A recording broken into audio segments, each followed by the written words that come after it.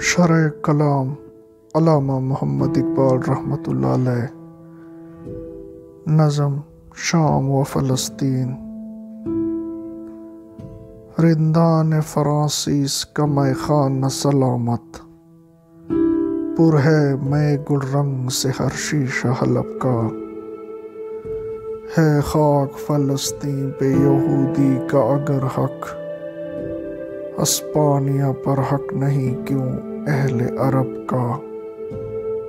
مقصد ہے ملوکیت انگلیس کا کچھ اور، قصہ نہیں نارنج کا یا شہد و رطب کا۔ اس نظم میں ڈاکٹر علامہ محمد اقبال نے فرنگی سیاست کو بے نقاب کیا ہے۔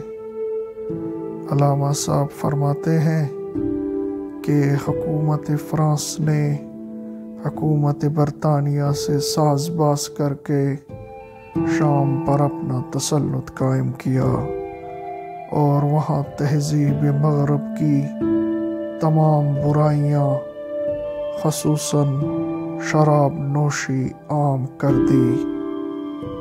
شامیوں کے اخلاق تباہ کرنے کے ساتھ ساتھ دونوں حکومتوں نے فلسطین کے یہودیوں کو در پردہ عربوں کے خلاف بغاوت کرنے پر آمادہ کیا اور عذر یہ تراشا کہ فلسطین میں چونکہ سعودی ایک زمانہ میں حکمران رہے ہیں، اس لیے یہ ان کا آبائی اور قومی وطن ہے اور یہاں انہی کا حکمران ہونا چاہیے۔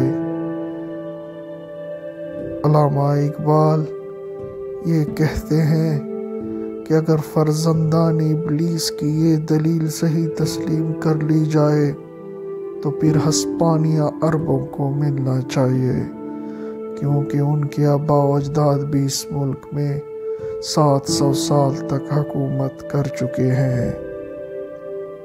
اقبال کہتے ہیں کہ شام اور فلسطین پر فرانس اور برطانیہ کے قبضے کا مقصد یہ نہیں کہ وہ ان ملکوں سے کوئی تجارتی فائدہ حاصل کرنا چاہتے ہیں، بلکہ عربوں کی وحدت کو پارا پارا کرنا چاہتے ہیں تاکہ یہ قوم ہمیشہ ان کی دست نگر رہے۔